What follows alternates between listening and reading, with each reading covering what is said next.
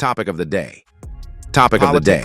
Or Poli-Tricks. Politics or Poli-Tricks. Sense. Make it make sense. Only on the P.R.E.S.S Podcast. Only on the P.R.E.S.S Podcast. Let's go. Let's go.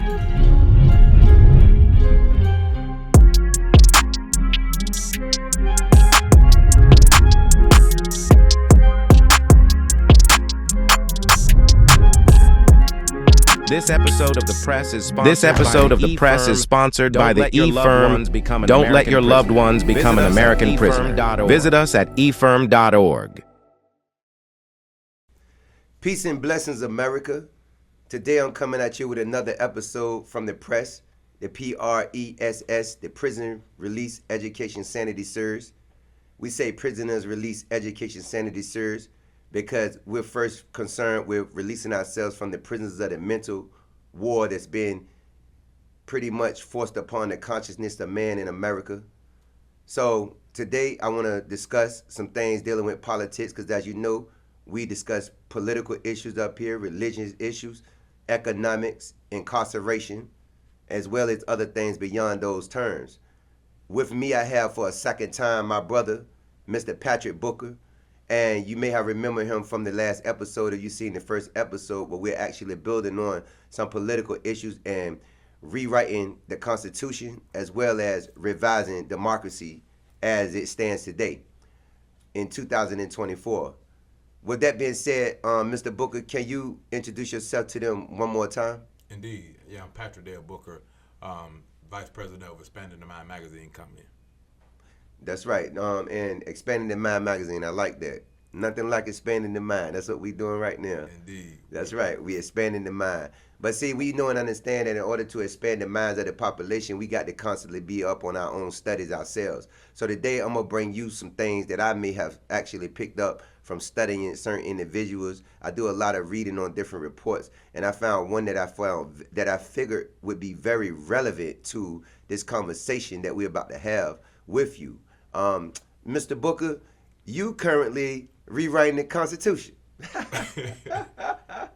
Well, we definitely have a legal challenge interposed right now. Yes, sir. To get a new Constitution written because the old one is dead and gone. Okay. No disrespect to James Madison, because we understand what you intended to do, and with that being said, he definitely did a thing on this society with structuring this society where it was totally unstructured. Yet today we still have a lot of disunity and division within this country, and due to the political agendas that's not really understood by the population of the people. I think sometimes keeping the population ignorant is how the Constitution actually have stood up in the aspect where things haven't been corrected that could have been corrected. I would agree. Yeah, certain things we spoke on in the first episode, like 25 years of voting. We know in 2031, if you follow the times, in 1776, since then, and since that era, we've constantly revised how America is going to be ruled. But one of the landmark voting rights that was actually laid down when Lyndon B. Johnson actually signed into order that blacks would be able to vote without discrimination was the fact that every 25 years this would be revisited. Now, the last time that those voting issues was revisited was in 2006 on July 20th, if I'm not mistaken. I think it was July 20th, 2006, where they had a discussion on this issue. And at the time, in fact, Obama was a senator he was on the Senate for Illinois, representing Illinois. And he actually even acknowledged at the time that this was a problem to some degree. He spoke towards the problems that still was relevant in society.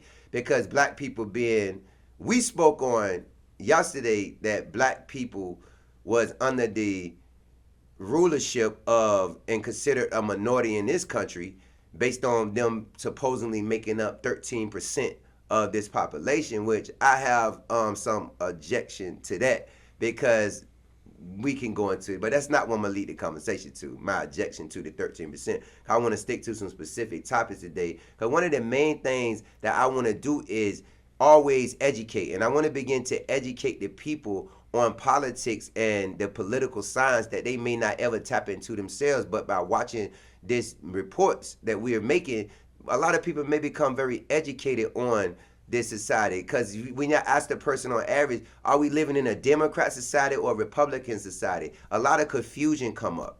Right. What in reality, when we look at the Constitution, how does that play in the decision making of Republican or Democrat? Well, because the way the Constitution is structured, it supports a two-party system. That's why they have two major political parties, which are Democrats and Republicans. Even though they do have other parties, those are the two major parties. So there you go, your division right there. And the Constitution is one of the ones that play a part in that division. It supports that division. Okay. Yeah, and because we spoke on a lot of history in the first episode, and as we was going into these different topics, I actually brought up the topic about things needing to be revisited, all based on, number one, I was looking at that 25 years of voting. In 2031, we're going to be right back at that crossroad. Right. When I say 2031 coming, it's going to be 25 years from 2006, and we're going to be back at that crossroad. Do minorities have the right to vote still? Well, I mean, we can address it. We can speak to it, but I want to say this right here.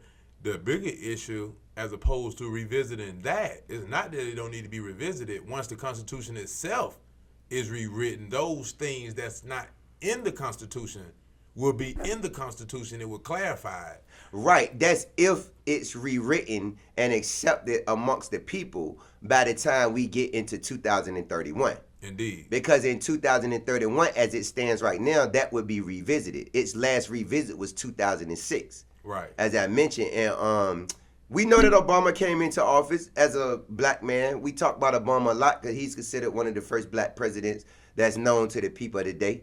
He was ruling from January the 20th, 2009 to January the 20th, 2017. He had his terms.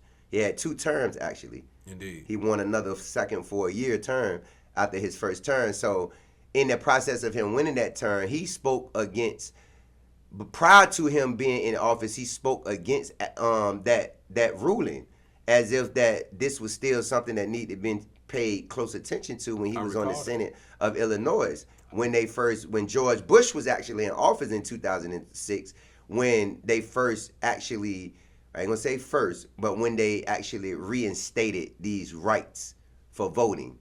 All right, now you have to address first misinformation that be put out there. Indeed.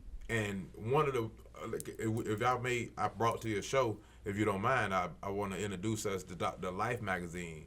Brother, whenever somebody come on this show, I give them free range to talk about whatever they want to talk about. You got something you want to share it. Wow. We can build on it. That's great, man. I believe in freedom of speech, man. Indeed. And that's what press would be about. That's what a true press would be about addressing the issues that the governed have with the governors. And when we say the governors, we're not necessarily talking about the executives. We're talking about those elected officials. This book right here is a magazine called Life. And it's the one dealing with the Civil War, right? And it says, Generals in the Field. And on one of the taglines, it says, North versus the South, the men who made a difference. Mm-hmm. North versus the South. Now, we know that history says clearly that the Civil War was initiated by a shot being made in Sumter of South Carolina, at Fort Sumter in South Carolina. Yes, boy, your state got some history behind it. Trust me. Virginia do too, but South Carolina, they got some history. I'm telling you, our state was the one that fired the first shot. So it was the South versus the North, right? Not the North versus the South. But you have to address those misinformation, because this whole book is dedicated to a viewpoint of the North basically being the ones who were antagonizing the South, that the South was right. At the conclusion of the book, it hails so-called General Lee as being the one who, though he kneeled and lost the war, as being the one who had a just cause.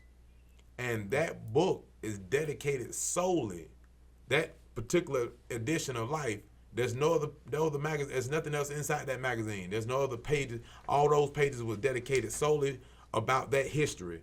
So if you're going to do that, make sure you put the correct facts out there. So what you saying is General Lee was made a hero.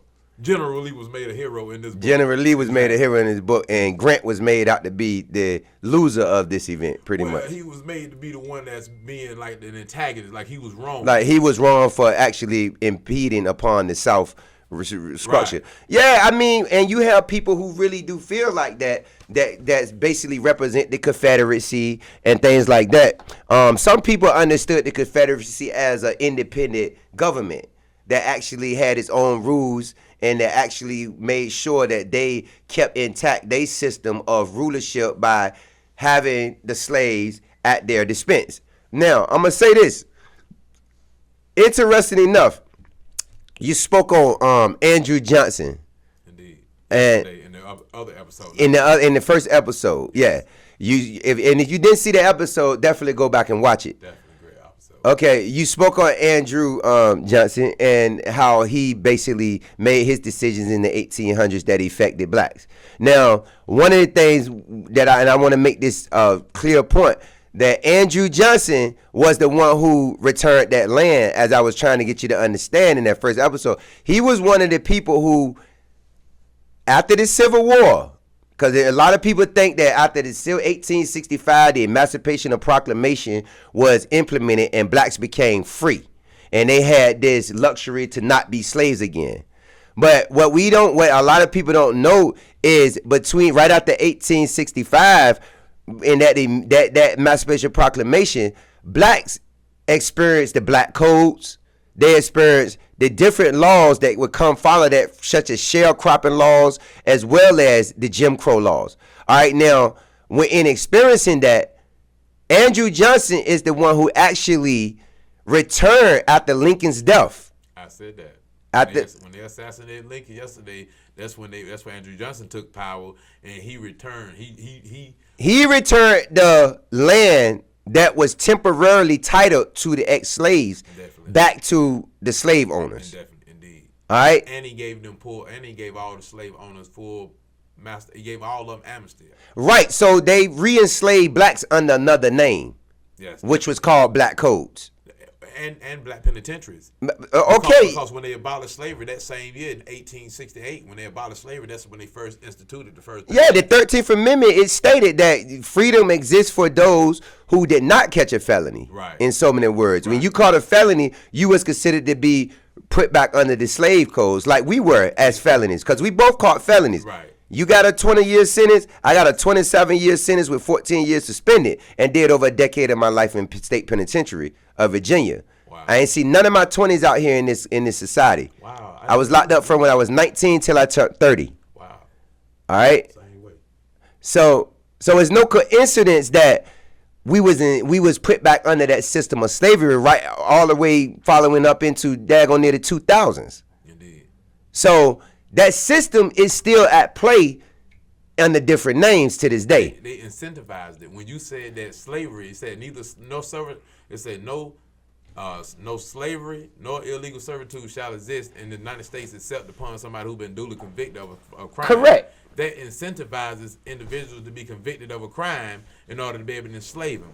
And that's what they do. They enslave individuals. Correct. And so the slave catchers evolved into police officers, sheriff's officers. That same deputy, that badge, that little 3-5-star badge on them, it used to say slave catcher on it. Then it say sheriff. Mm-hmm. So the slavery evolved. Yeah, policing definitely has a history. Like it has a long history, a variegated history. And my thing is like to stick on this topic because I want to go through a few different important facts as we lead up to going through some of the stuff you just mentioned about this magazine right here. Because there's a need to be understood that a lot of this stuff came into play based on no unity amongst the communities. For one, Lincoln and Andrew Johnson had the same views, for real. That was his vice president. They basically had the same views. Okay, can I Go ahead. An interesting fact about that. Uh-huh. Back then, it was not unusual to have a mixed ticket. I think it was a mixed ticket. Uh-huh. So you had Abraham Lincoln, who was a Democrat, and if I'm not mistaken, Andrew Johnson was a Republican ticket. If I'm not mistaken, we would have to look up the math on that. But well, this what I'm saying. This Republican and Democrat thing has a very, very thin line, but when it comes to the agenda, it's a thin line. Right. It's a very thin line. And I want to share an article about Democrat or Republican. Right. And I'm gonna share that article here in a second. But my thing is with the Lincoln and Andrew Johnson thing. Upon Lincoln's assassination, where he was shot in the head behind his ear, something like that, he was shot in the head and assassinated. 30 days after he was inaugurated. Go ahead. Right. So he was killed, and Andrew Johnson takes his place. Right. They basically shared the same views. Even though Lincoln did say he would like to see, I ain't gonna say love, he would be pretty much okay with seeing the black Union veterans and very intelligent blacks have the right to vote. I know it's funny, right? How do you define that correctly? All right, so now he was interested, and I'm not gonna say that wouldn't. And when you think about the men that died in these wars, they didn't die. When a man died for you, it don't matter what color his skin is, white or black. Like, you're gonna have a love for that individual. Right. And these men in these wars died for one another, regardless to skin color. And regardless to the prejudices of the military complex, they died for one another. So they developed certain unities during those war times. I heard one gentleman say that World War II was probably one of the best things that happened to Black America, because he was explaining how after World War II you had the GI Bill, and where blacks could actually come and get a house, even though they still experienced racism and prejudice in this. They had this, and I want to be clear to you, like, it's this guy named what's his name? Thomas Sowell. His name is pronounced Sowell, but it's spelled Sowell. He has a book called Black Rednecks, White Liberators. I think I read that one. So like the skin tone is like a one thing, but there's a whole nother aspect of green dollars that cause people to sell out on real agendas that need empathy put in play. This is why I don't buy whether it's a black president, a white president. That's not my focus. My focus is always, what is the president gonna do to benefit the people? Because the back and forth debates is what actually slows down the real tyrants from just taking advantage of the minority. And the minority is not just black people itself in America. The minority is these people that's in poverty.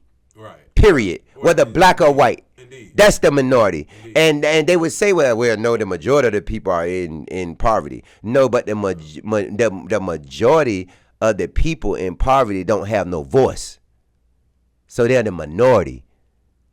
See, the majority has a voice. They strong. They speak out.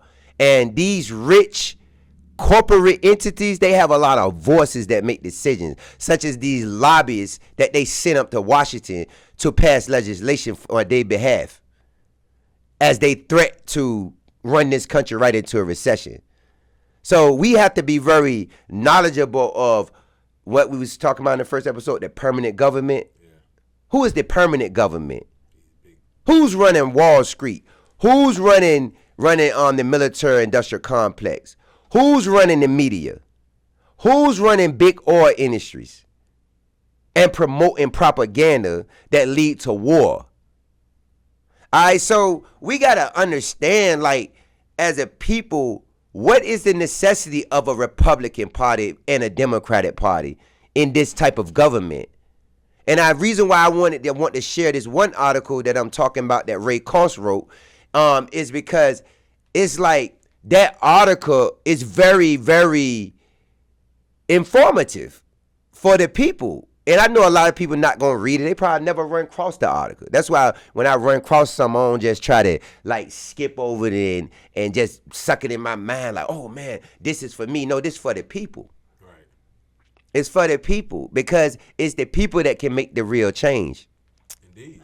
But it's like one individual, you can do something, but the people behind you is what enforces the real change. The people is where the power is. The people is where the power is. That's why the people are always the people are usually manipulated by design to not know their power. And they give it up. They give it up through their knowledge, through their ignorance. Their Right. ignorance comes from the fact that they don't necessarily want to be engaged with the day-to-day politics. So they say, I figure out and let those people do what they do. I may participate by voting every now and then, but I'm going to just leave it to those individuals. And that's what we're wrong at, because how can a representative be a representative? How is he really my representative? If I go down there and vote for you, as soon as I vote for you and we done put you in office, you don't have to listen to anything I say anymore. Right. I can tell you, don't vote on it, vote this way on it, and legally you don't have Right. to do that because you are the one the decision Right. maker. It shouldn't be like that. If you're going to be making decisions in my name, you're making them in my name as my representative. Right. But see, once we put them up there and put them in the House, we put them in the Senate, Right. they start looking for the paycheck, a lot of them. Who going to pay me to? So we need real representations in the Senate. But We need real representation in the House. Do you agree with this? We need. Oh, go ahead. Do you agree that in order to invest in the future, you have to invest into the mind of the future, and the minds of the future is the youth? Right. So those individuals who you talking about we need real individuals. Mm-hmm. We have to grow them from young age on up. Right. I agree. And we have some very sharp youth. Yet those youth are usually not really taught to seek certain education from people like you and I. Well, man, yeah, you're right. But what do they do though? Because we have an experience that's bigger than theory. We have empirical evidence. You're right. But it's bigger than theory. We've been behind that gate physically. And you don't get no closer to slavery than that. When you locked up behind them penitentiary walls and they shipping you from penitentiary to penitentiary, just like they transferred slaves from plantation to plantation and sold them around, divided them from families, you don't get no closer to that than when you hit that penitentiary. Indeed. And you put in them handcuffs, and that's why that 13th Amendment says that basically you can be treated as such. It tells the truth. So my thing is, do we need prisons? You definitely have to have, and part of your order and control, or not necessarily order and control, you got to have order, unless you have chaos. So I think that you definitely have to have some kind of mechanism to be able to control individuals who just get out of control. So, and I agree. We won't discuss. We won't try to advocate. I'm not advocating prison abolition in its entirety. What I'm saying is, what we need to do is we need to move from the model of the outdated version of what they call corrections, because you're not correcting anything. Bingo. To reformation. Bingo. To truly reform the person. Because let me show you. When I was in prison, the correction officers, when they come on shift, when they come to the dorms, with incident reports. Mm-hmm. There was no such thing as progress reports. How do you know if an individual is making progress when you know keeping no progress reports on him? So my idea would be a part of reformation to move from the model of this so-called correctional system to put it in the Department of Reformation and make certain key factors mandatory that you complete along the way of your sentence. If you don't complete it by the end of your sentence, you're going from a criminal commitment to a civil commitment, and it'll be indefinite until you complete it. And the only exception would be if you have a mental disability that prevents you from being able to perform it, or the prisons was locked down. There's a number of factors that will excuse it, but you definitely should not be released without nobody can say that this person is reformed. Well, at this point, when you say progress reports, I get that. They're now implementing these Induvo tablets into the prison system, where you have apps up there where these guys can take various programs. And I believe in that Induvu tablet. And because is that only in the state of, was that in no, it's in your state too. South Carolina prisons have it as well. But in Virginia, they have it too, where you can. And my goal is to put certain programs that I have written through curriculum studies and things like that with solid terminal objectives. My goal is to put some of these curriculums on that tablet for these incarcerated individuals that's currently locked up behind physical bars, because their progress is actually being monitored. And I try to explain this to some guys in these local jails, that your progress is being monitored. They can see what you're doing on that tablet. Well, I guess with the things that they're not. But a lot of people not educated on how to use those tablets because they're not first educated on the importance of education. Key factor. So instead of taking the advantage of what's on the tablets and the apps, they looking at TV, they playing cards, basketball if they can, working out all day. Definitely stay in shape physically in there, because you ain't even getting proper foods. Right. But so stay in shape much as possible, but also shape that mind up. Right. Use it as a tool, use it as a toy. There you go. Don't be using it for entertainment all the time. Use it for information purposes. Right, and see that tablet even have a law library on it. It does. I love it. Yeah. I would be on the. That's what I would be on. They right before I bet you got would. Out, they had just made them. I got out right before they actually released them. Okay. They had just authorized them for my state, and I got out. Okay. But I would have been on it all the time on the law library.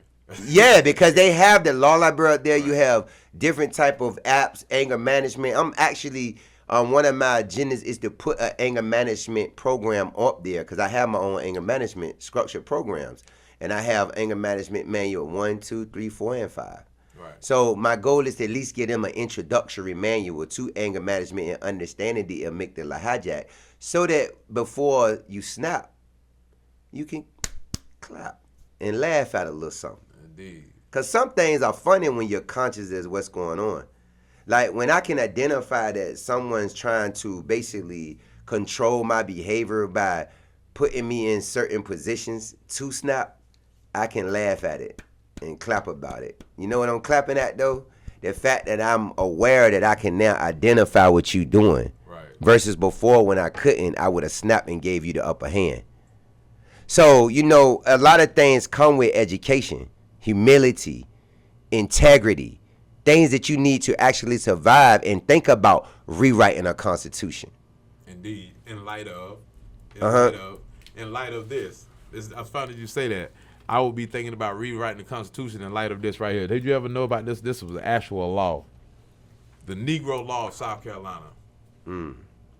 That law actually outlawed, made it illegal for blacks to be taught, for anybody to be enslaved, to be taught how to read or write. Well, South Carolina had a lot of laws. Now, and what year this was produced? Let's see. And that was written by Judge O'Neill, John O'Neill Belton.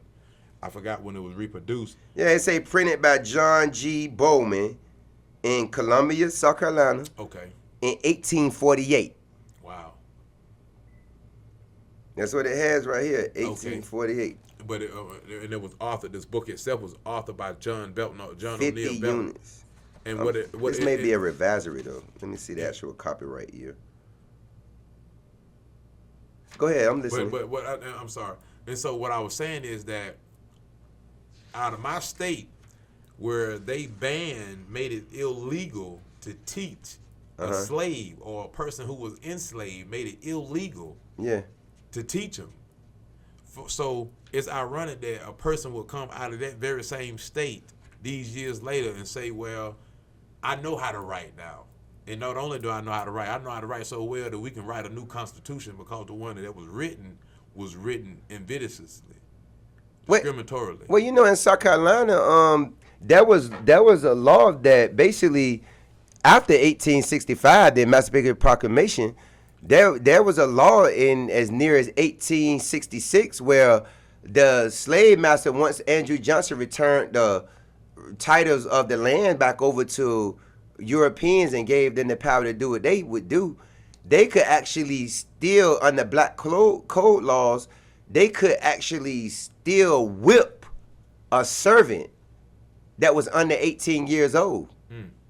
They could still whoop them. It was so many other laws besides that. It was just different stuff. They had to have a job by a certain amount of time. A job didn't necessarily mean a job as we know it today, but a slave job, working for basically low wages and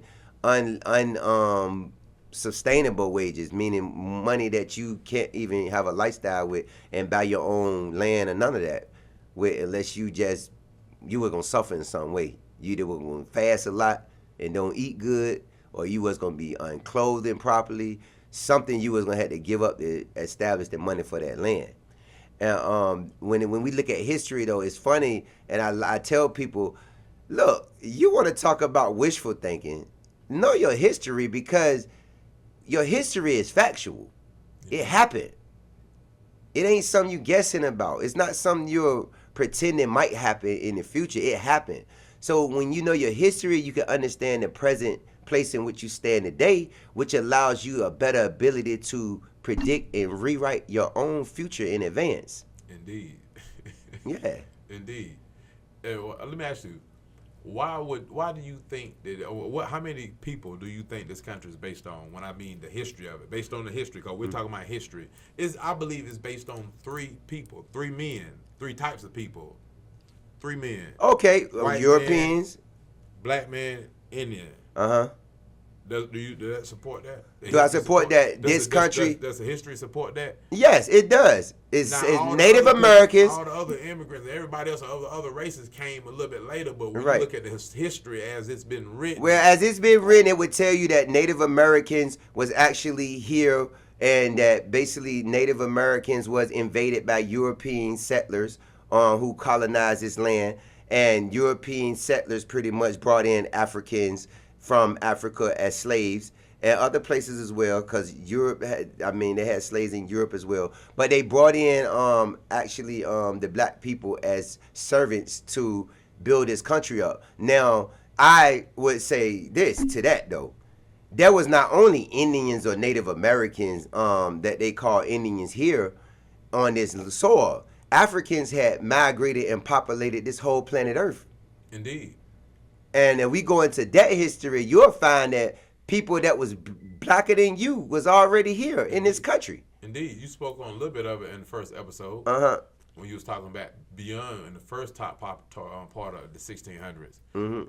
But see, the thing is, that's why I tell people, and I had spoken in one episode, I was like, look, I'm not just stuck on going back to Africa.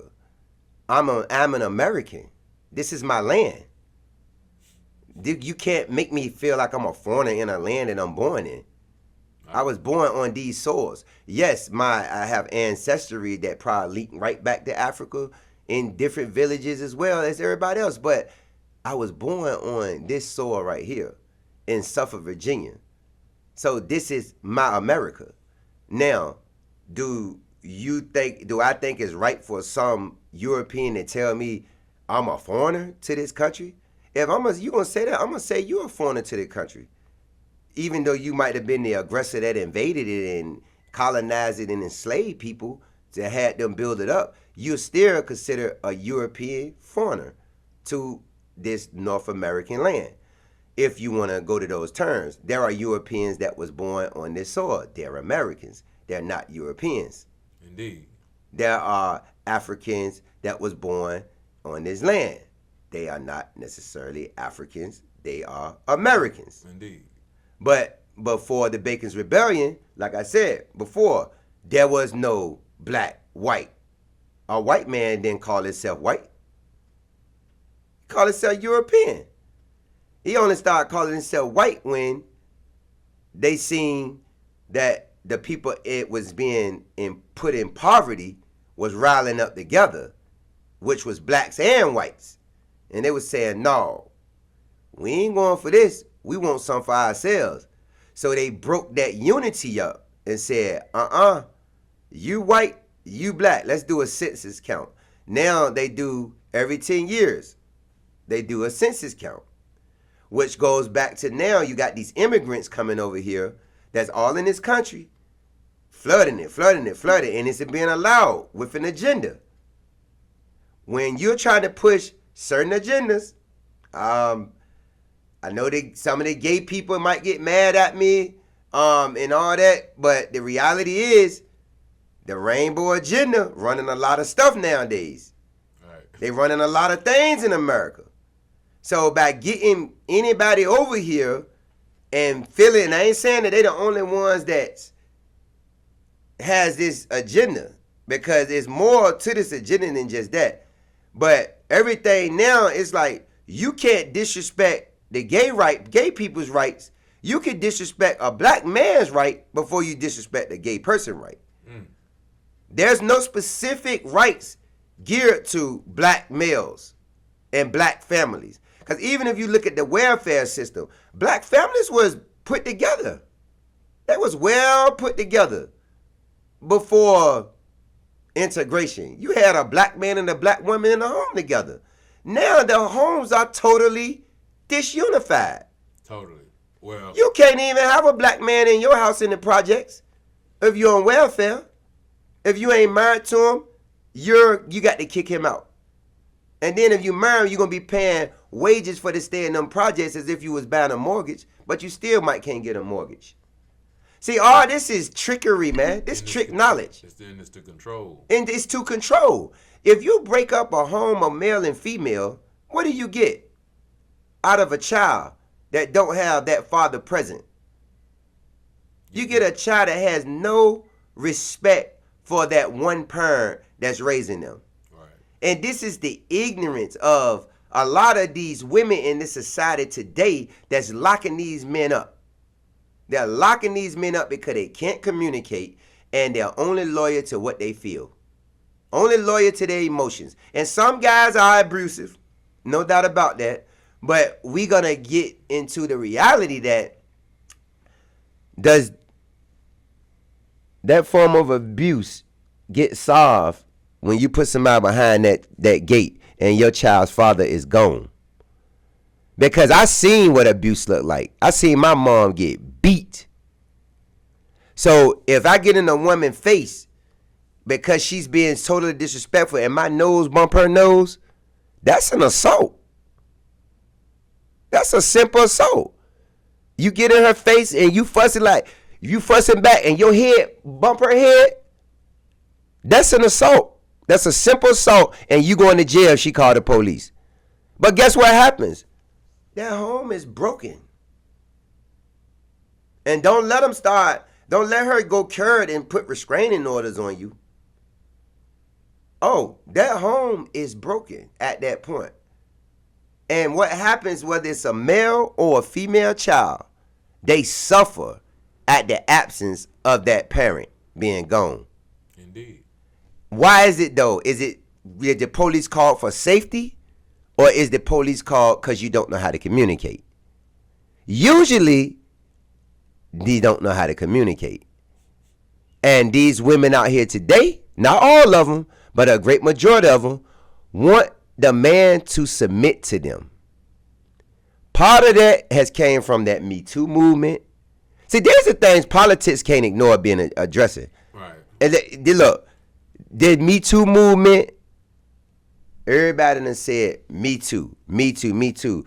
But we don't have a lot of Weinstein, was it Harvey Weinstein and Pelosi, all these people that basically abuse these women in these movie industries prior to being exposed for what they was doing when they was actually sexually assaulting and sexually harassing these movie stars, and all these Caucasian women came out saying it happened to Me Too, Me Too, and then this black woman got up there and said Me Too, and it went viral.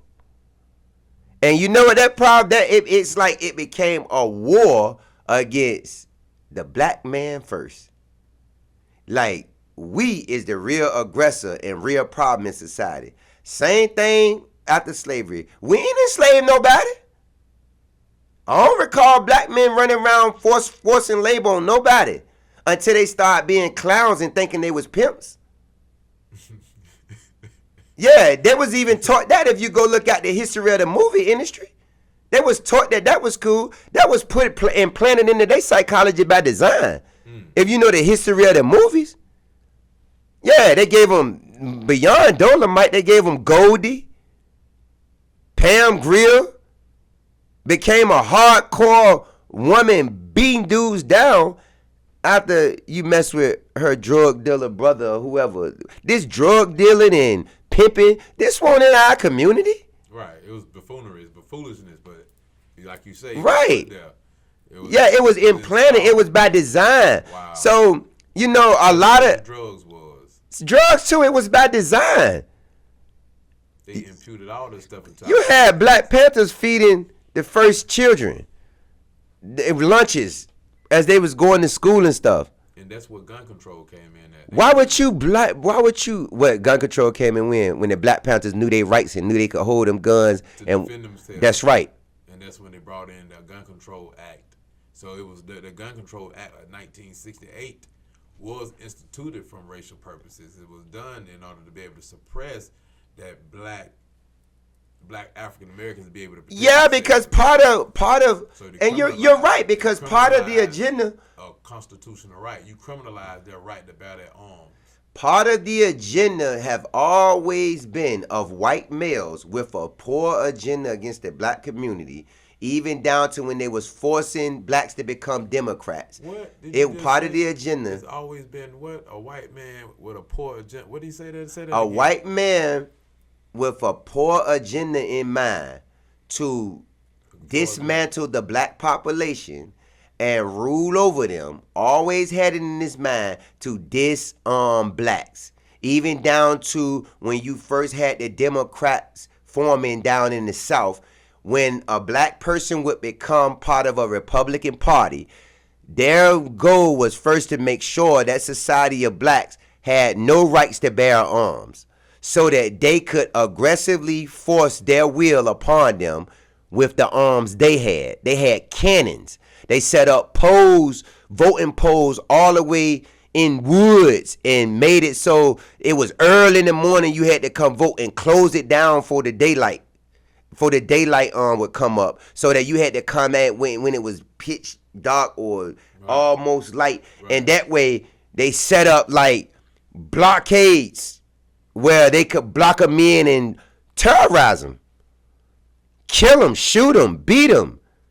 So it got to the point where you had black women even fighting against their own husbands because they didn't want them to become a Democrat. They were like, no, you're going to be a Republican if anything, because the Republican agenda at that point was more coming from the North. Hey, Republican freedom, Democrat slavery. But now it's switched over. And it's like, but even back then, before it's switching over, where most blacks was running to Democrat, you know, before it switched over to that, you had a lot of blacks that was trying to be forced by their previous slave owners, to be part of the Democrat agenda, because the Democrat agenda at that point was to keep the South in rulership against the Confederacy. Against the Federalists. Because you had the Federalists and the Anti-Federalists. Right.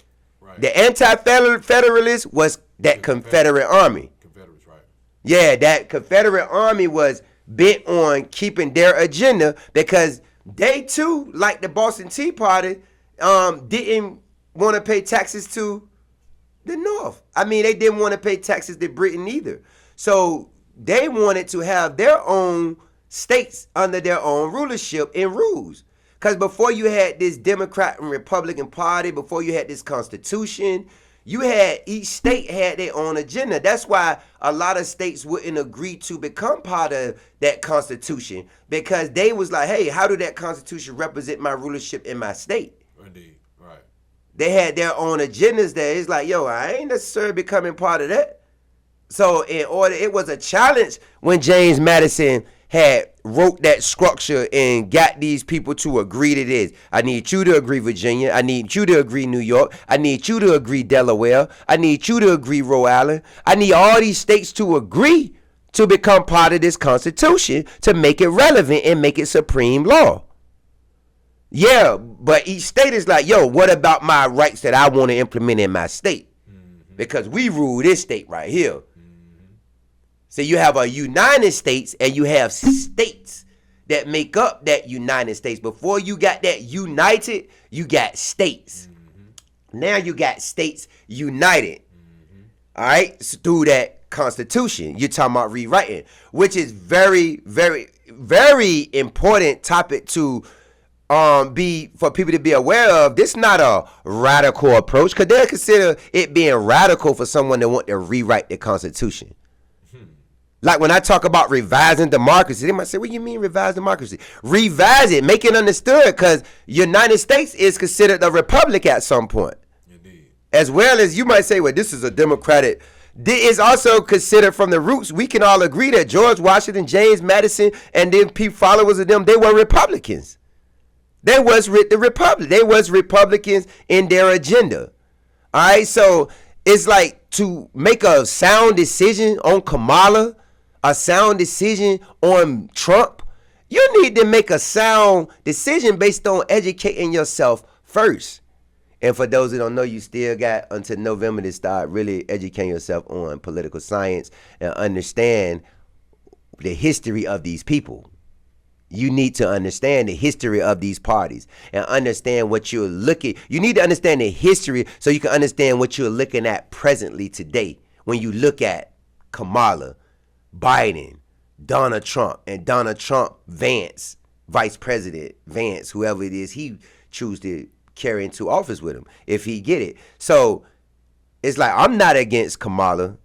I'm not against Ms. Harris. I'm not. She's a black woman. I don't like the aggressive black woman agenda against black men. I don't like it. I don't like it because I really believe that they look at us, a lot of them, like we their only enemies. And that's breaking up the family structure in the black community greatly. All right? And I don't knock her for having a white husband. That don't mean she would do a bad job in the seat. Right. However, and order to me is important. It's important, but I don't like trickery. Right. And that when they say, well, what you going to do? You get Trump, you get Kamala. I'm like, listen, I need to know who has the sincere agenda for our community. Can I speak to that? As it relates, I'm going to say the most sincere agenda, because I don't think nobody 100% in agreement with me, and I don't care. I think because I ain't 100% in agreement with none of the stuff they pushing on average. This is my opinion on Donald Trump and on Kamala Harris. I think Donald Trump's agenda, you got to understand, he's a multi-billionaire, reportedly. Yeah. Okay. So he lived better than any president could live. Mm-hmm. He drive or he fly on the plane that's the equivalent of Air Force One on steroids. Yes, sir. You know, so he won't be bought easy.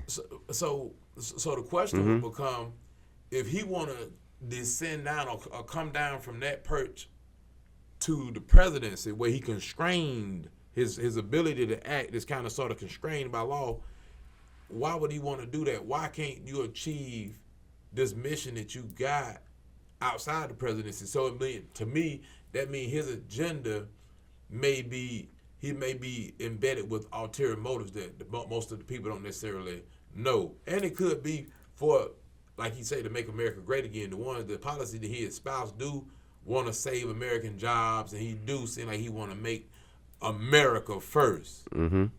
But is that his only agenda? Right. So that's my with regard to that. Go ahead. I want to say with regard to Kamala, I want to say Kamala. She say, that's how she pronounce her name. Kamala. Yeah, we ain't gonna argue about her name pronunciation, but I get it, what you're saying. Yeah. When people do that, they were just wasting time. Right. You know what we talking about. Exactly. So with her, when she said that she'll fight for the middle class and working class, we spoke about this on my first episode on this. And I want to say this. My mother, this is personal for me. Mm-hmm. My mother has never been, in my lifetime, a part of the working class or the middle class. And my aunts and uncles, a lot of them, for the most part, have not been a part of that class.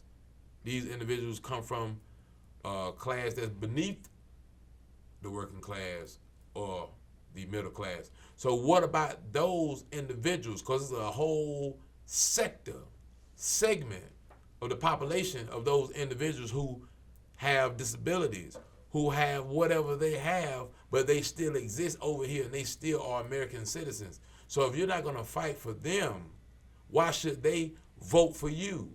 Why should my mama vote? Why should she tell her sister to vote? Why would she vote for Kamala Harris? Because Kamala Harris already done said who she gonna vote for. She already done set forth. Not who she gonna vote for, but who she gonna represent. Who she gonna represent, who she gonna fight for. Excuse me. Mm-hmm.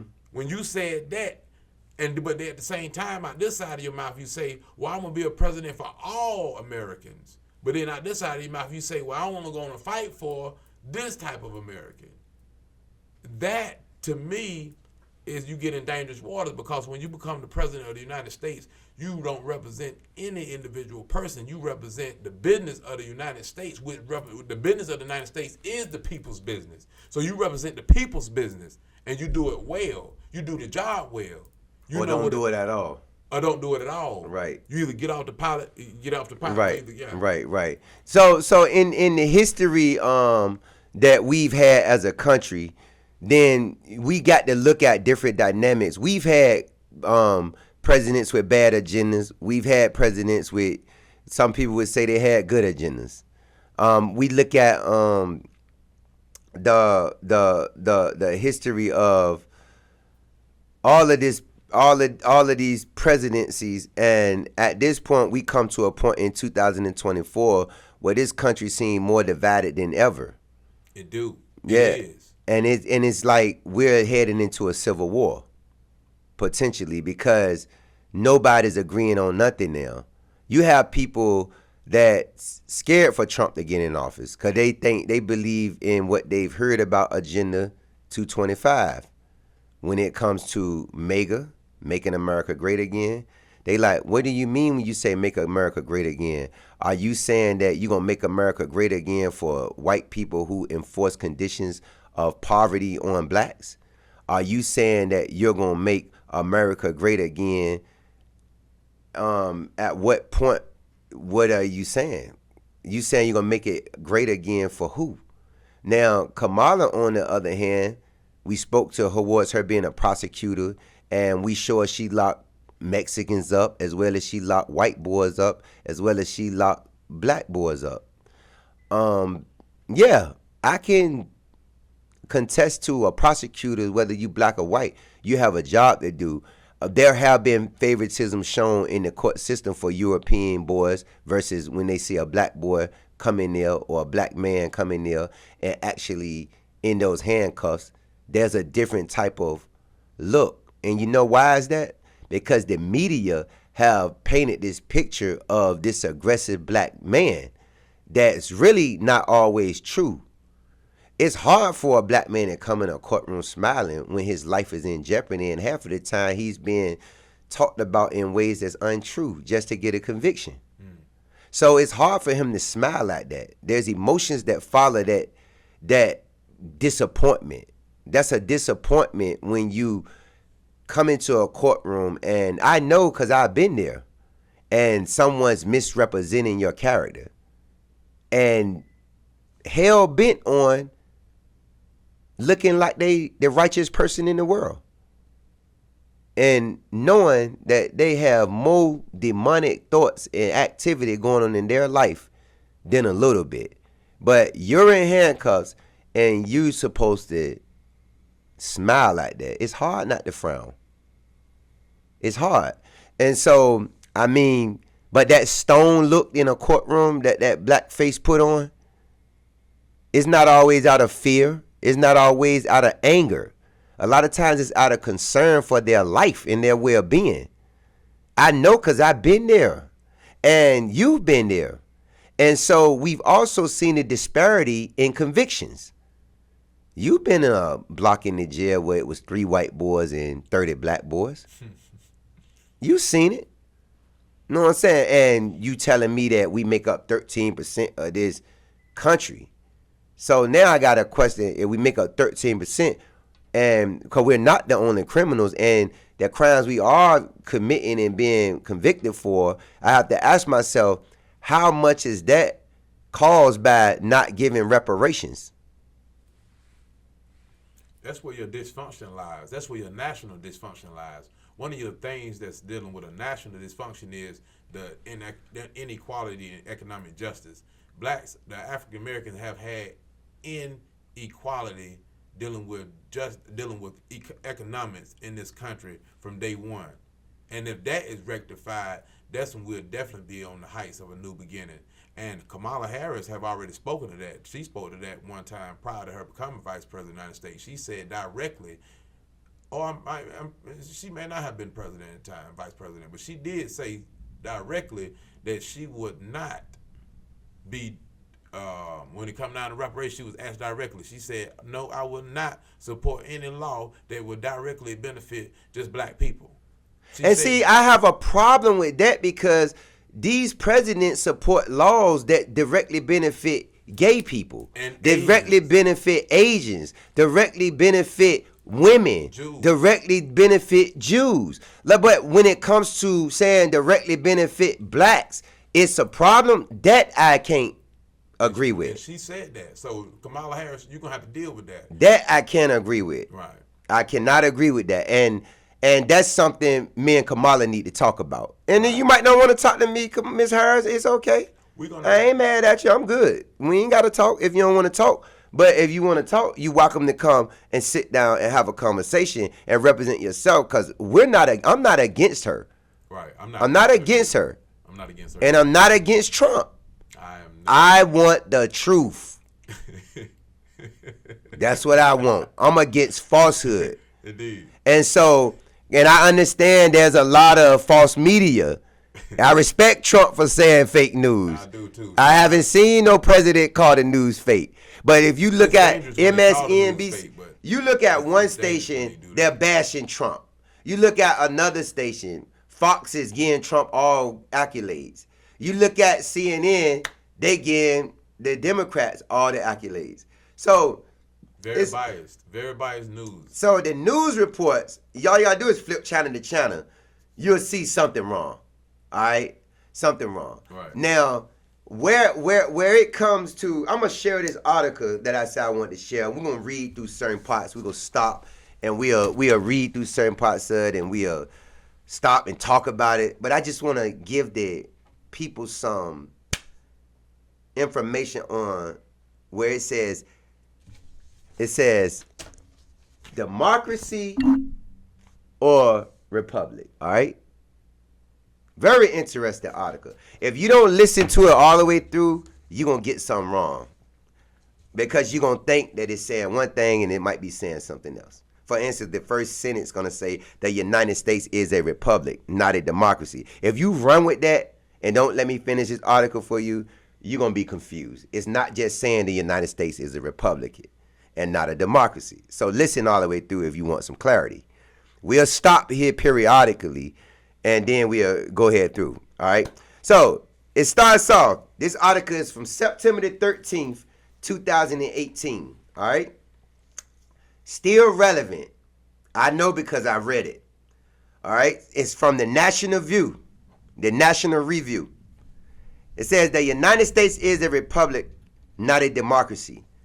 This is one of those oft repeated expressions that one hears in civil discourse whose meaning nevertheless remains somewhat fuzzy. All right? Somewhat fuzzy. After all, the word republic, deriving from the Latin phrase res publica, or the people's concern, suggests a measure of popular involvement in government. And the authors of the Constitution were radically Republican, at least for their age, believing that the only legitimate form of government was one in which public authority derived entirely from the people. You're going to hear that again, entirely from the people, because if you look up democracy or Democrat, that's what you're going to get as a definition. You're going to get ruled by the people. So it's like, which one is it? Is Republican deriving from the people? Is democracy ruled by the people? See, this is the confusion. If you don't really do your research on who these people are, you're going to be led astray. Right. No, I would. Okay. All right, you ready? I thought you had something you wanted to say, because interrupt me at any time. No, that's good. Hey, I'm excited. That's why I was looking. Okay. The idea surely has some overlap with the notion of democracy, which is perhaps evident on a quick comparison of the United States and the British system of government. The sovereignty of Great Britain's House of Commons seems much more democratic than our complicated array of competing power centers. Yet at the same time, the English have a hereditary monarch who has the prestige to influence public opinion in ways that no citizen of our nation can. So, really, who is more Republican? Who is more Democratic? Is there truly a difference? What do you think so far? This is very interesting because, I mean, it makes sense. Yeah, this is a good article. It is. That's why I said I'm going to pull this and share this with you. Yeah, you should have let me see that before we read it. Okay. It's interesting, though. Yeah, I could have let you see it, but I didn't want to interrupt you from your studies and stuff. I get it. All right. You know, but don't worry, I'll give you a copy of it you can take with you. All right, that's all good, right? man. Thanks. All right. It said, I think there is a difference between democracy and republicanism. Although it is easily overlooked, our system is Republican in that the founders understood that the public is the only legitimate sovereign of government. You get that now? I'm going to read that again. Our system is Republican in that the founders understood that the public is the only legitimate sovereignty of government. So that's saying that the public is the only legitimate sovereign. Who's the public? The people. The people. All right? I want that to be, that's why I want that to be understood. The people. All right? So, but it is not wholly democratic in that they fear the abuse of that authority by the people and design an instrument of government intended to keep temporary imprudent, meaning impudent, not showing care. Right. All right? I don't give a, I don't care. I don't know. So they keep, in other words, you don't need no control if you don't care. Right. All right? So You got no integrity. you don't have no integrity. So they're saying if you part of the public that don't care, you don't need to be involved with making decisions. So they had to set up a system that took some of that power away from the public. Right. All right? And, okay, so I read that again. But it is not wholly democratic in that they fear the abuse of that authority by the people and design an instrument of government intended to keep temporary imprudent and intemperate outbursts of public opinion from dominating the body politic. In other words, high-tempered opinions that's reactionary. Some people may say, this man trying to rewrite the Constitution. That's a high-temperament, he out to control. Nah, is he questioning things correctly is what you need to question yourself. Indeed. All right? You came to the right place. Thank you. Thank you, sir. You're welcome, brother. All right. So their primary method of doing this was the separation of powers across three branches of government. The public retains control over each branch, but the link between the people and each branch is conditioned by different factors. The House remains the most sensitive to public opinion. They're saying the House remains the most sensitive to public opinion. Now, you know they're talking about the House of Representatives is what they're talking about. Right. Each person supposed to has 3 people, at least 1 voice in that house, each state. Right. All right? So, And remember now, your state is part of the United States. You have a state. There's a lot of states. Once they become united, you get a representation in that house. Right. All right, so. Based on the population, you get multiple. Based on the population, you get multiple representatives, which takes us back to why you get a country like a city like San Francisco that has all these immigrants being flooded into there. Why? Because you have some people with this rainbow agenda.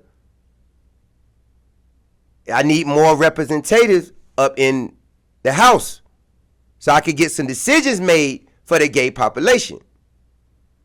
And I don't know if they take that as an insult when you say gay. Some of them say LBG now and stuff like that, but I don't got all y'all terminologies figured out. Indeed. And I'm not going to stress myself trying to learn every terminology, but you know what I'm referring to.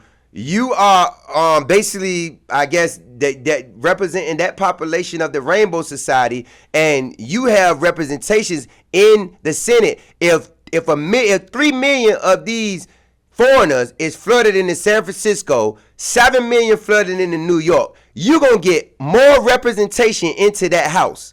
That's why I'm glad you said that, based on population in that state. Mm-hmm. You get more representative in that house to help you enforce your decision making. So that's part of why these immigrants have been allowed to flood this country. Because every 10 years, they do a census check and they count the population. So don't get it twisted. It's an agenda behind these people being flooded into this country. And now when Trump talk about stopping it, I'm with it. Stop, close the border, close it. If you ain't got no right to be over here, you can't come over here hard screwing people that's already in America, who's building this country up, who's sustaining this country, paying their taxes to be legal citizens. You can't come over here and invade the resources, take the resources. They got immigration lawyers. I have a sister-in-law right now who's an immigration lawyer. They get money, I think $2,000 per person just to get their rights established over here. The government is giving them this money per immigrant, when we can't even go and get food stamps if we want them for real, without a harassment at the social service building. Right. On average, you got guys coming out of prison paying fines, already set behind, and got to come out of prison and pay fines, and you're giving foreigners money like it's just grow off trees. And you got poverty amongst American people right now. Y'all need to do something about that. Whichever one of y'all get in office, you need to do something about that, or you don't need to be in office. Indeed. Straight up. Indeed. So, the public retains control over each branch, but the link between the people and each branch is conditioned by different factors. The House remains the most sensitive to public opinion, with representatives directly elected by the people to 2-year terms. The President and Senate were originally intended to be less sensitive, with longer terms and mediating institutions. The Electoral College and state legislators, respectively, meaning the mediating institutions. All right? So, now, they are much closer to the public, with the Electoral College having become a nugatory pass-through for state plebiscites. Plebiscites. Now, they are much closer to the public, with the Electoral College having become a nugatory pass-through for state plebiscites, and the Senate being directly elected by the people since the ratification of the 17th Amendment in 1913. The courts were to be the most immune of the branches to public opinion on a day-to-day basis. But importantly, their composition and jurisdiction were to be determined by Congress and the President. And when I say 1913, I want y'all to remember something. The money went off the gold standards in that time. The courts were to be the most immune of the branches to public opinion on a day-to-day basis. But importantly, their composition and jurisdiction were to be determined by Congress and the President. And as an additional protection, a federal system was created whereby the national government possessed only enumerated powers, with the remainder of governing authority being explicitly retained by the states. Now, you know when they say enumerated, we're dealing with powers that are strictly listed in the Constitution. Indeed. Powers enumerated. Right.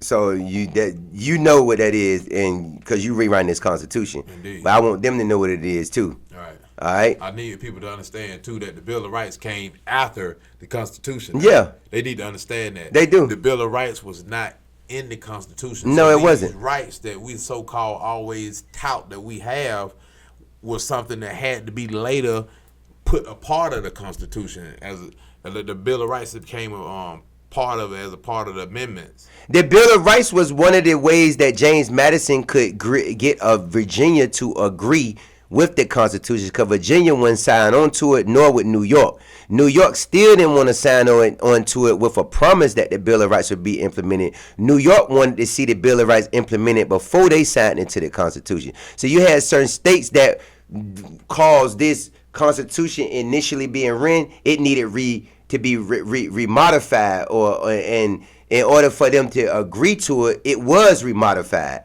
And so yes, the Bill of Rights came after the fact. But the reason why that's relevant, reason why that's supremely relevant, is because the duty that Constitution establishes power and the duties of government, and the rights and privileges of the people came second. So it ain't that the rights of the people are secondary to. It just means that these lawmakers, they owe everybody the absolute duty to comply with the law. You can't violate the law because you don't have no power you don't have no power to impugn on their rights, because your power was supposed to supersede their rights comes from the Constitution itself. So you do Yeah, because your power is the people's power. Definitely. It was given to you through this document. Right. So you definitely cannot trample over their rights. You definitely can't violate their rights, but they do it all the time. They do. But you don't never. But they only can do that because the population is kept ignorant. So ignorant. Because the population is in. But you ask yourself, if this whole population was intelligent enough to understand this process, would we not have a civil war right now? Would we not have a civil war? Yeah. Hey, that's a great question, because you're definitely right. The way the state of things is right now, people knew what was going on. They'd have been rebelled. And it'd be out of, it probably wouldn't be out of just mere violence. I think they would rebel to try to get things right. Because so do you think the minorities would be taken advantage of if the government wasn't set up how it's set up now? No. Would black people have ever had their freedom, do you think, in this country? Will they or would they? Would they have ever even had the freedom that they experience now? If what? If you didn't have a government set up under this Constitution? Would the good old boy system of the South ever been dismantled? When I say that, meaning would it still be slaves in that field in South Carolina right now? If you didn't have the Constitution. Because the Constitution led to the 13th, not only the 13th Amendment, but it led to the 14th and 15th Amendment and the Civil Rights Bill of 1965. It did lead to those things. Because there was no integration for 100 years after the Emancipation Proclamation. Right. Integration didn't really kick in to 1965. Right. You're right. When the Civil Rights Bill was passed. So my thing is, for 100 years, they fought for voting rights. And in fact, it was a great question that you asked that. That's why I couldn't answer the question.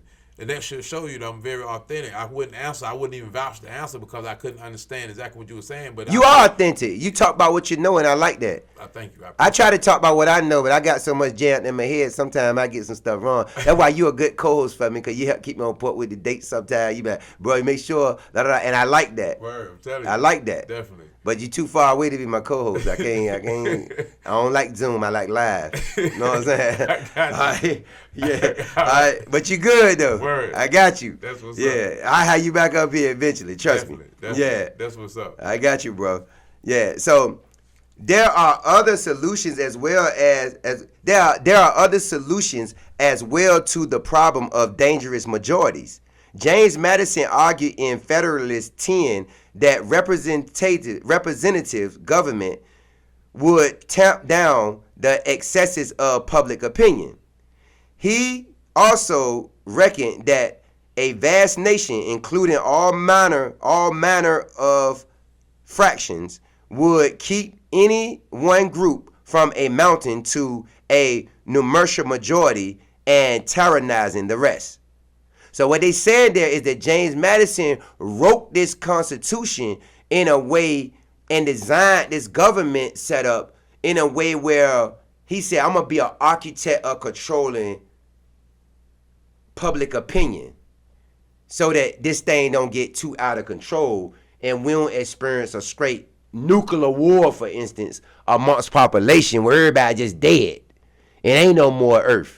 All right, so as an architect in design and law, his goal was to say prevent an uprising, and some of his agenda, some of his goal was definitely, I can say, to keep black people down and allow rich white people to run the show.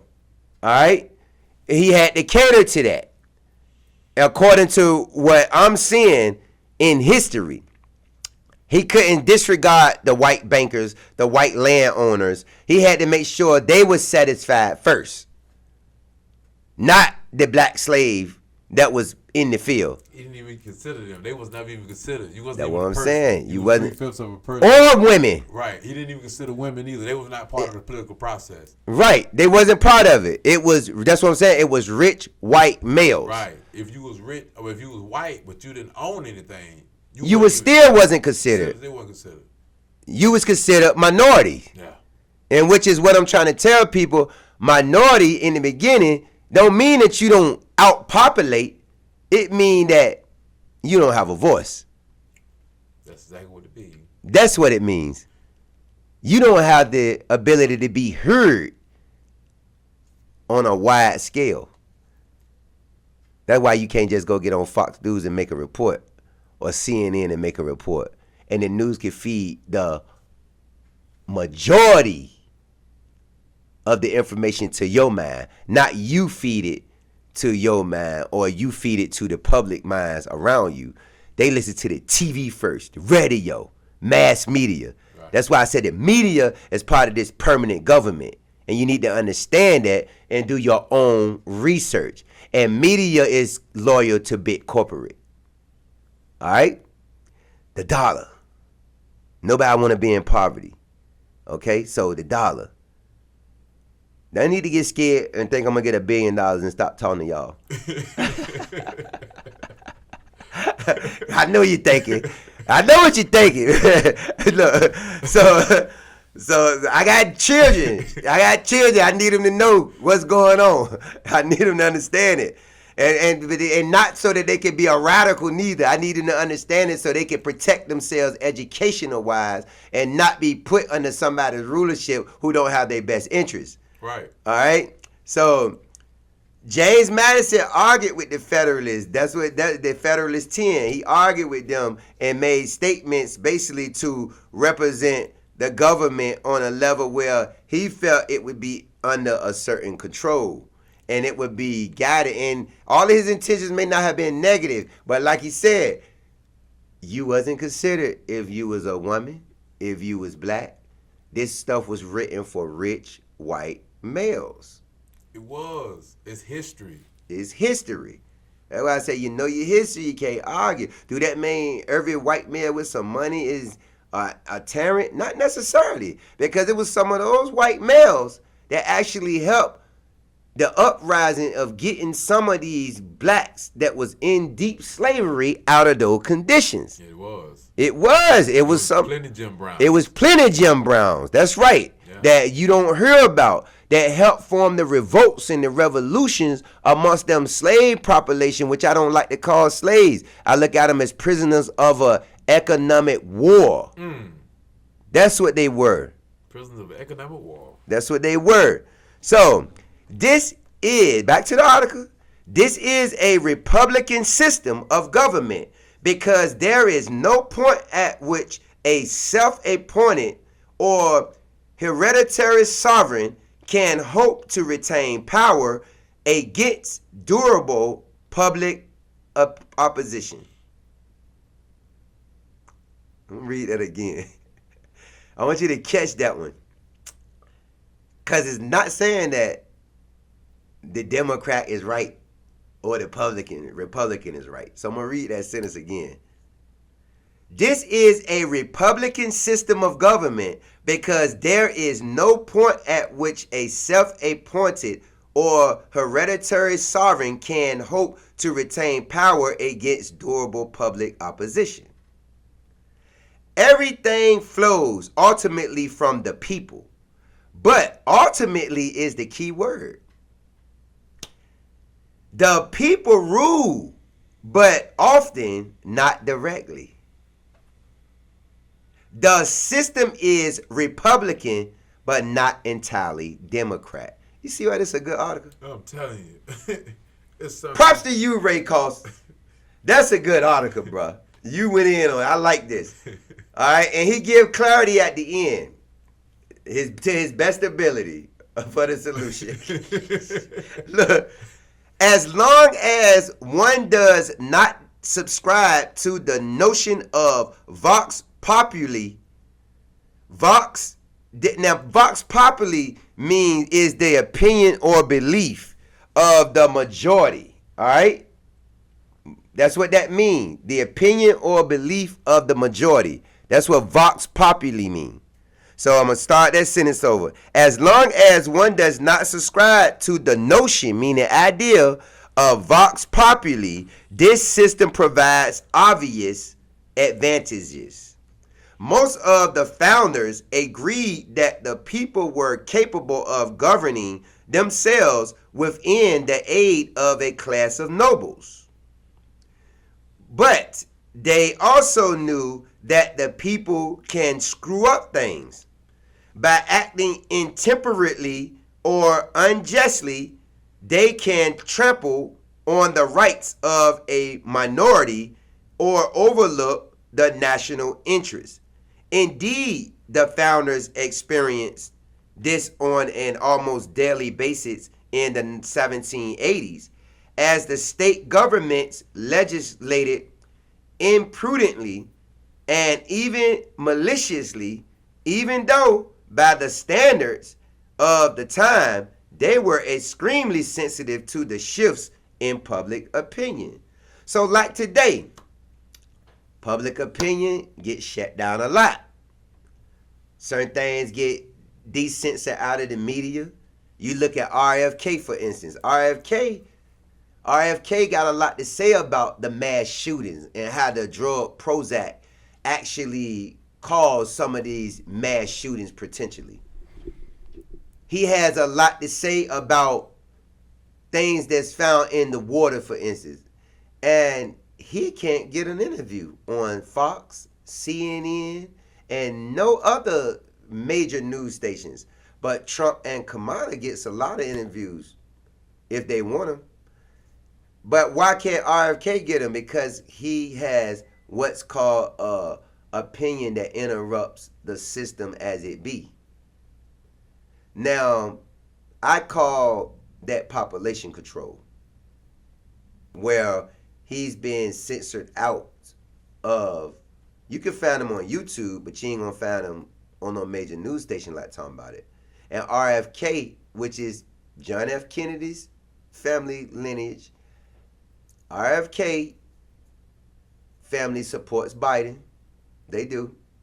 But RFK wants to be the president. And he wants to be the president, and he's a libertarian that wants to be the president. A libertarian is another party, just like the Democrat and Republican Party. Like I mentioned in another previous podcast, we have various parties. The Green Party. Got a lot of parties that people don't know about because they don't understand political science and they don't do their research. And so they're never going to really understand how their life is governed. And that's why a lot of these guys are ending up in these handcuffs and miserable and don't even know why they're in the handcuffs. A lot of the communities is flooded with drugs, and you can't stand up in unity with a solution to cure the drug problem because you don't know what's going on. A lack of education is what demonizes a society. Indeed. Remember that. So proper education always corrects errors. Proper education always causes elevation. P.E.A.S, peace. Proper education always causes elevation. That's right. And powerful eyes, P.E.A.S, peace. Powerful eyes always see everything. And what we're doing is, I want to talk to you about ETM Magazine. Expanding my magazine. Okay, I'm going to pause the article and let my brother talk about ETM Magazine. Go ahead, man. Not do pause it, because we're going to put that in there. We want to republish that article right there in the magazine. Expanding My Magazine will be a magazine that won't do what this magazine right here did, what we talked about at the top of it when we talked about the Life Explorer. Yeah, the Life Explorer. And ETM Magazine, we actually expand the mind of the people by telling them nuggets of information at a time. When I first met you, you talked to me about ETM Magazine, Expanding the Minds Magazine. Yes. Great magazine. I like the concept of it, just the fact that it's ETM Magazine. ETM, it represents something. Indeed. See, I'm a type of person, I believe in spreading the love, spreading the brands of our people that's actually trying to get a message across and trying to get our people to wake up and take a look at self first, for sure, because I don't believe in pointing the finger and not looking at yourself. So ETM Magazines, from what you explained to me, was a magazine that was designed to first take a look at how your mind is functioning, pretty much. Indeed. Now, how the mind is functioning and the need to be able to expand it in a way where when you read the content, it gives you essentially what we're doing here. It gives you a different perspective, a perspective people ain't never considered. And so I wanted to bring it up because in terms of what we're talking about, because what we're doing now is expanding the mind. And people who read this, listen to this podcast is going to be able to get a greater perspective of how government runs, even though we have this is ETM all day. Definitely. This is what we doing every episode. That's why I said I could relate to it. Indeed. Our goal is to expand the mind by expanding the consciousness. Indeed. You know, giving people that ability to think cognizant and become aware of how to implement certain information into their conscious that would feed their subconscious mind that life that it needs to actually manifest those things it manifests through faith. I'm going to tell you something. Faith gets you a long ways because you start to reinforce certain energies that happen in your life. That's why when Judge Brown, and when I was speaking on the last episode, I think I heard Judge Joe Brown and say something about white supremacy don't exist. And when they're saying these things, people like him or Candace Owens, they may have different reasons for saying it, those two people, but I think Judge Joe Brown for sure is saying it in an aspect where he's saying, don't let that take over your ability to think rulership. Meaning you're not inferior to nobody's supremacy. And that's what he's saying. I'm not inferior to your supremacy. I can think. Expand the mind, you'll be able to think. I didn't know that. You didn't know what? That it was raining like that. That they was what? That it was raining like that. That's thunder? That is thunder. That means we building in this joint, boy. Look at that thunder out there. Boo! We building in this joint. That's what I like to do. Word. Bring the rain, bring the pain, man. At the same time, if you don't bring the rain, bring the pain, you ain't bringing the truth. And that's what I mean when I say bring the rain, bring the pain. Let it rain, let it thunder. It's a nothing. That's God talking to you. Indeed. Like roar. Word. Don't get scared. Y'all passive aggressive people out there that's running around here thinking I'm too loud on my podcast. This is my room.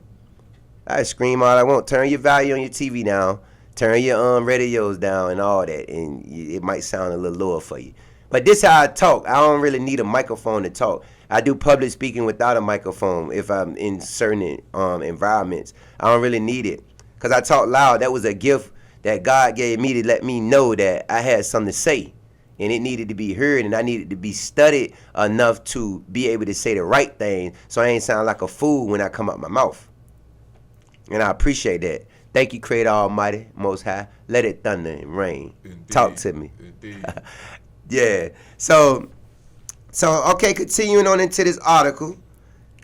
One of the chief complaints of progressives around the turn of the last century and counting today was that the system inhabits the capacity of the people to exert the already extant national will. Maybe this complicated system of checks and balances made sense in 1787. So the argument goes, when America was a bunch of diverse, isolated communities with few points of contact, but the America of 1912 was a singular people with an identifiable national interest, dividing up public sovereignty and marshaling it out to these diverse agents only keeps the people from actually ruling.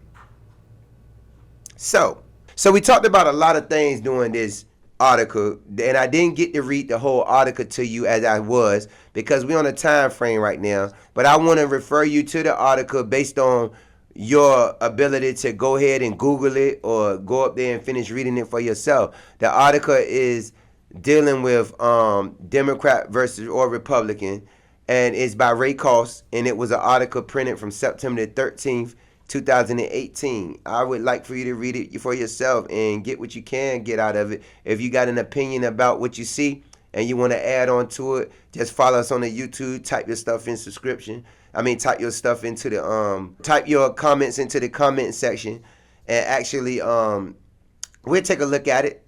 We ain't mad. We don't hold no biased opinion for nobody's expressing themselves. We just gonna speak our truth as well as you do yours. With that being said, you got anything you want to tell the people about before we leave? Oh, yeah, sure. Just want to let people know that also, too, you can go find the magazine at it's ETM Magazine. It will be found at www.expandingthemindmagazine.com, or you can look it up on Amazon. You just put ETM Staff, ETM Magazine, Black History, whatever. It'll come up. My book is coming out, The Unexpected Candidate, from Prison to President. It will be released in September the 30th. Also, too, I don't know if I talked to you about this over the phone, but did I tell you about in South Carolina that they had cameras directly above the voting booths, and that I actually that had cameras directly above the voting booths, and that violates the secrecy clause, secrecy of the ballot. Okay. It involves voter intimidation. I don't know if I told you about that. Yeah, but see that, and no, you didn't tell me about that. But I can imagine there's a lot of suppressive laws that's being used. Even like when blacks go to the voting poll, if they in Texas, they was trying to make it criminalized if you filled it out wrong. They was trying to criminalize if you made a mistake on it and filled it out wrong. It became a crime.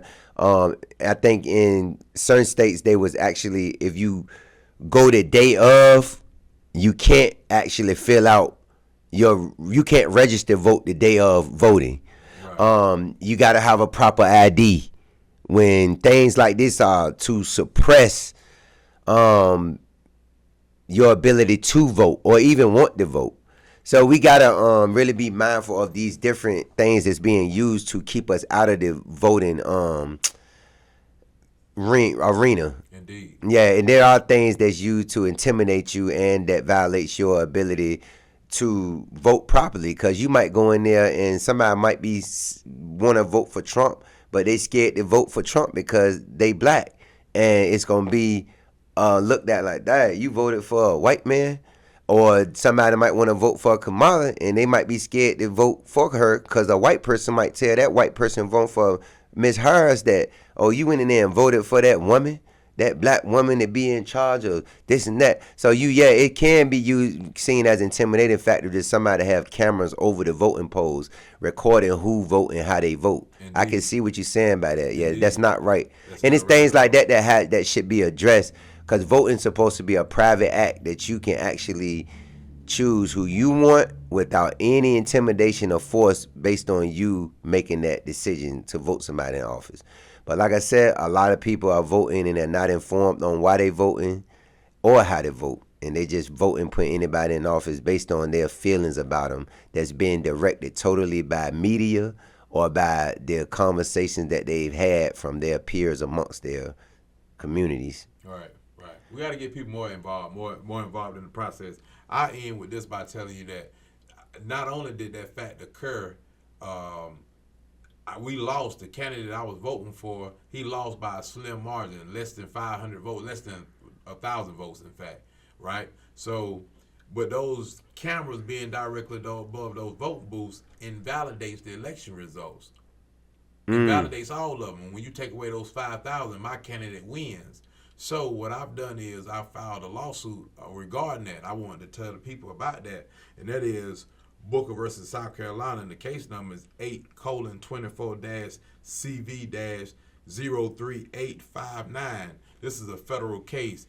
What's going to happen in this case right here, the judge, she's very, very involved on it. She's already issued out the process for the U.S. Marshal to go serve the state of South Carolina, the governor, and the election commission, because she's very, very moved by the fact that they had actual cameras directly above the voting booths that violate the secrecy of the ballot. And they also had cameras that banned cell phone picture taking and recording it, which impedes the voters' rights, because even though you shouldn't be able to record generally in there, because people got a right to secrecy, once you get in that booth, that's your own privacy, and you have a right to record on your phone what your vote is. And you're only recording what it is you're doing. What you're doing is your own public business. Right. And that done been ruled unconstitutional in other states. So since they had that in South Carolina, I challenged that as well. So both of those issues are being challenged right now. I just wanted to inform your viewers about that, because that is going to make them do a nationwide check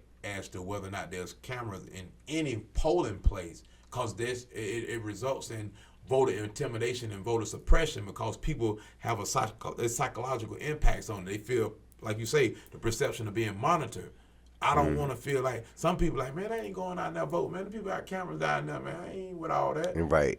And so now you can't. It's a means to keep them away, though. Keep them away. Yeah. So you can. So what about the votes that wasn't even cast because of the presence of the camera? Right. We dealing with a lot of trickery, I say. You know, it's like things is done meant to deter certain results from happening. And unless we become conscious and aware, we're never going to be able to solve this issue. That's why I said education is the key. You got to study what you're dealing with. We got to study who is who and who's in charge. And we got to know who we put in charge. And sometimes you'll never know until they're in charge. That's a sad reality. Sad reality. Yeah. With that being said, we had a nice time talking to you on the P.R.E.S.S Today, the Prison Release Education Sanity Series. Always glad to get the people some information to learn and upgrade their own mentality and give you the ability to go out and seek some research for yourself. Take nothing we say up here on face value. You're open to research it. So do your research. Peace. Welcome to the E-Firm. This museum was crafted to deter humanity from a criminal mind. As you enter the lobby, you experience excellent decor.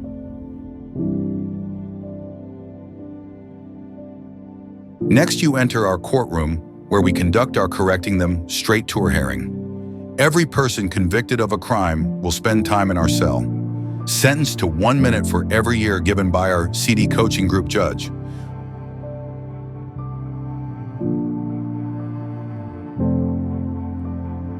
Following their stay in the cell, they will experience visitation by friends and family in the visitation room.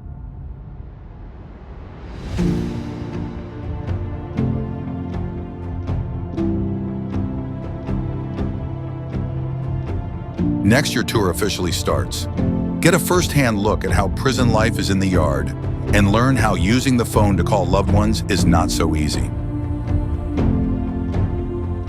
Then visit the falsely accused and learn how slavery impacted the prison system as we know it today.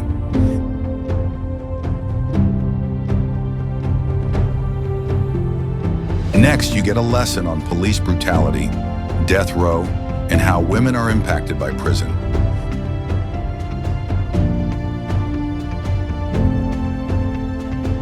Be educated on the voices that spoke out against injustice, and take a deep dive into prison life and visits from family.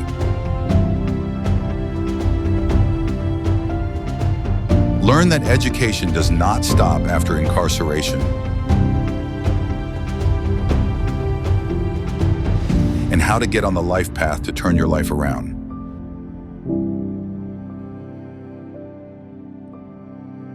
At the E-Firm, we believe change starts now. Don't let your loved ones become an American prisoner. Pay for their education now or pay for their lawyers later. Visit us at efirm.org to experience the tour.